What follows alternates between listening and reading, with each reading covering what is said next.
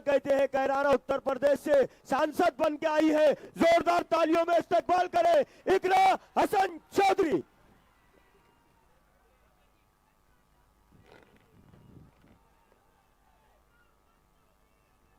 धुलिया के गयूर अवाम, यहाँ पर मौजूद हमारी माताएं बहनें, मेरे बड़े बुजुर्ग भाई, आप सभी को अस्सलाम वालेकुम, नमस्कार।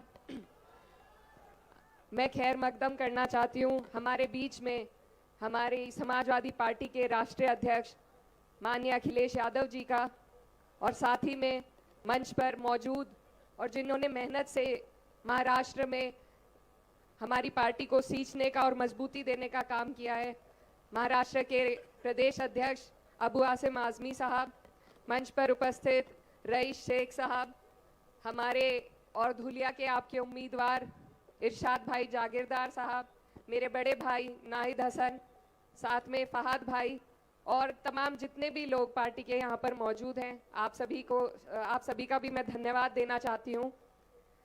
आज हम 2 दिन से महाराष्ट्र में हैं और मुझे बहुत खुशी हो रही है जिस तरीके से पार्टी यहाँ पर अपनी जड़ें जमा रही है। तो मैं सबसे पहले धन्यवाद आप सभी का करना चाहती हूँ कि आप इतनी बड़ी तादाद में हम सबको सुनने के लिए यहाँ पर मौजूद हुए।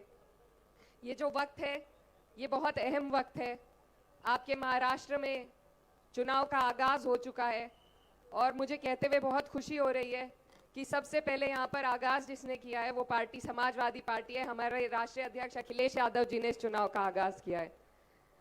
आप लोगों से हम आज न सिर्फ वोट की अपील के लिए आए हैं, बल्कि एक बहुत बड़ी जिम्मेदारी आप लोगों के हम सब के कंधे पर है। ये जो चुनाव है ये सिर्फ इस प्रदेश का चुनाव नहीं है, आपके चुनाव पर पूरे देश की नज़र टिकी हुई है। क्योंकि इससे पहले जब 5 साल पहले यहाँ पर चुनाव हुआ था तब भी आपने इन लोगों की सरकार बनाने का जनादेश नहीं दिया था। ये वो लोग हैं जो ताकत में बैठे हैं, इन्होंने आपका जनादेश चुरा कर अपनी सरकार यहाँ पर गद्दारी से बनाने का काम किया था। तो ये वक्त है कि आप लोग एकजुट होकर इस बार इतनी ताकत से वोट डालें, एकजुट होकर इतना वोट दें कि कोई हमारे वोटों का दुरुपयोग पिछली बार की तरह ना कर पाए। आपके यहाँ से जो संदेश जाने वाला है वो पूरे देश के लिए जाएगा। पूरा देश आपकी तरफ देख रहा है कि आप इन लोगों को आप हमारे देश को क्या राह दिखाने वाले हैं। हमारे बीच में ऐसे लोग राजनीति में उतर आए हैं जिनके पास विकास का कोई एजेंडा नहीं है, सिर्फ सांप्रदायिकता फैलाकर आपको और हमें बांटने का काम किया जाता है ताकि हम अपने अहम मुद्दों से, विकास के अहम मुद्दों से हमारा ध्यान भटकाकर हम आपस में लड़ें और ये लोग कुर्सी पर सत्ता नशीन हो जाएं। तो ये मौका है आपके हमारे पास कि हमें सबसे पहले अपने जो मुद्दे हैं उनको ध्यान रखना है। हमारे बच्चों की बेहतर शिक्षा हो, उन्हें बेहतर रोजगार मिल सके, आपको चलने के लिए बेहतर सड़कें, बिजली, पानी, सब चीज़ों की व्यवस्था मिल सके। इन्हीं मुद्दों पर आपको वोट देना है। और मैं ये कहना चाहती हूँ कि समाजवादी पार्टी जब जब सत्ता में आई हमेशा फ्री शिक्षा, फ्री सिंचाई और फ्री इलाज की बात की है।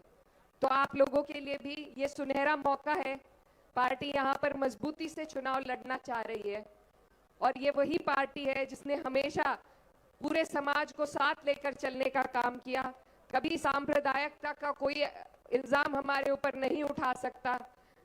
हमारे राष्ट्रीय अध्यक्ष जी ने लोकसभा के चुनाव में जिस तरीके से पीडीए का आह्वान किया, एक नारा ऐसा दिया कि दिल्ली की जड़ें हिलाने का काम हुआ।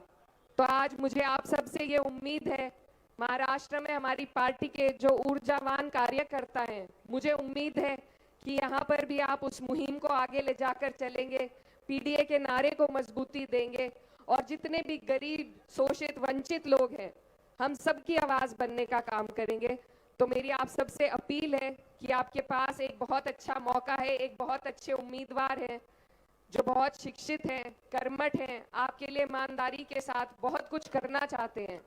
तो ज़रूरत है हमें कि हम सारे भेदभाव और इन चीज़ों से अलग हटकर ऐसे लोगों का साथ दें, उनकी हिम्मत बढ़ाए, उनका हौसला बढ़ाए। क्योंकि अगर हम इन मौकों से चूक गए तो फिर ऐसे ही कमीशन खोर लोग हमारे ऊपर राज करने का काम करेंगे।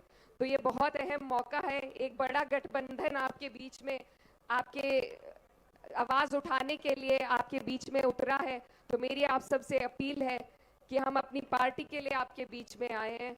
मैं बहुत दूर से आई हूँ और मेरा जो क्षेत्र है वहां पर भी हमारी पार्टी ने अपना परचम लहराया, सिर्फ भाईचारे के दम पर अपना परचम लहराने का काम हुआ है।